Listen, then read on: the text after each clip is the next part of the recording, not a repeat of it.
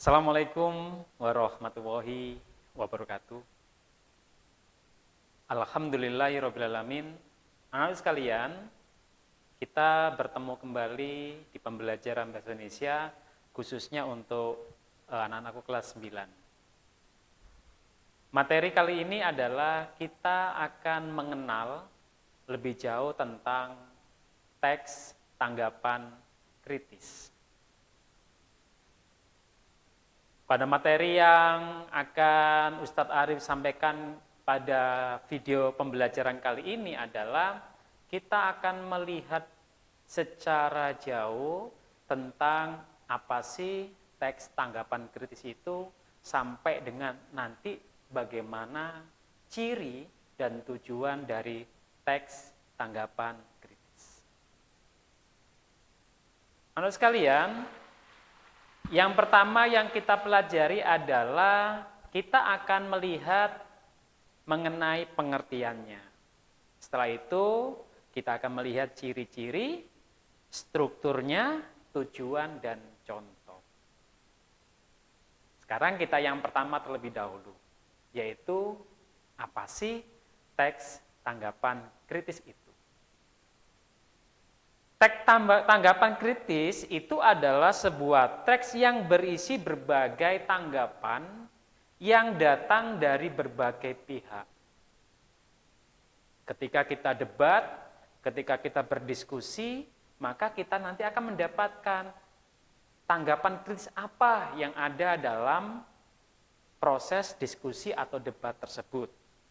Maka dari itu, ketika nanti dalam forum itu kita akan melihat dua hal. Yang pertama adalah mendukung atau menolak. Dua hal ini yang akan kita ketahui dalam forum diskusi dan forum debat tersebut.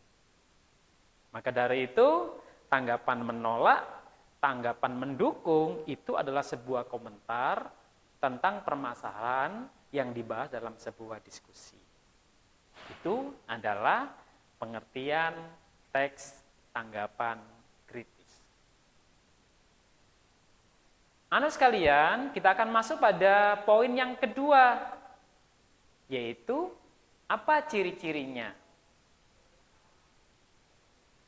Ciri-ciri yang pertama adalah dalam sebuah tanggapan kritis yang kita lontarkan, yang kita berikan itu memuat dua hal, fakta dan sebuah alasan. Nggak mungkin kita mau menanggapi, menolak atau menyetujui suatu pendapat orang lain tanpa adanya fakta dan alasan-alasan yang konkret. Karena apa? Fakta dan alasan inilah yang akan mendukung dari pendapat kritis yang kita sampaikan. Kalau dua hal ini tidak bisa kita sampaikan, maka tanggapan kritis kita itu hanya sebuah opini atau pendapat saja, bukan sebuah tanggapan yang kritis. Anak sekalian, yang ketiga adalah kita akan bicara mengenai struktur. Pada materi ketiga ini, kita akan lebih dalam memaknai mengenai tanggapan kritis itu. Apa struktur yang disampaikan dalam teks ini? Yang pertama adalah yang namanya konteksnya. Yang kedua adalah deskripsi dan yang terakhir adalah penilaian. Pada konteks ini adalah yang dibahas adalah di manakah, kapan, apa peristiwanya. Hal ini disampaikan. Apa peristiwa yang disampaikan? Kapan peristiwa itu dilakukan? Peristiwa apa yang terjadi atau yang dilakukan? Ini disampaikan dalam konteks ini di awal struktur teksnya. Yang kedua adalah apa? Deskripsi atau penggambaran. Ini adalah mencoba merinci dari tahapan konteks, yaitu apa? Apa dan bagaimana peristiwa-peristiwa itu terjadi. Dan yang terakhir adalah penilaian. Dalam penilaian ini adalah hal menolak apa, hal yang tidak setuju apa, hal yang setuju apa, itu diberikan yang namanya fakta dan alasan-alasan yang sudah Ustadz Arif sampaikan di awal tadi mengenai ciri-ciri. maka alasan sama fakta inilah dimasukkan dalam struktur yang ketiga, yaitu sebuah penilaian. Anak sekalian, materi berikutnya adalah kita akan melihat tujuan dari teks tanggapan kritis. Ketika dalam forum diskusi atau debat, kira-kira ketika kita melihat teman kita, ketika kita melihat audien yang lain memberikan tanggapan kritis, kira-kira tujuannya apa? Anak sekalian, ini penting sekali diketahui supaya kita paham dan bisa menghargai orang dalam sebuah forum. Apa tujuannya? Tujuannya adalah kita memilih satu pernyataan. Apa? Yang mendukung itu apa? Yang menolak itu apa? Maka di sini harus selektif mungkin apa yang sudah disampaikan oleh audien teman kita itu. Apa yang mendukung? Apa yang menolak? Alasannya apa?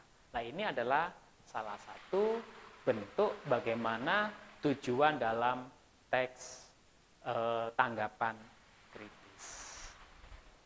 Anak sekalian, materi terakhir yaitu kita akan melihat bagaimana yang tadi kita melihat di strukturnya, ada evaluasi, ada deskripsi teksnya, ada penegasan ulangnya. Maka di sini adalah yang harus kita pahami mengenai teks tanggapan kritis itu.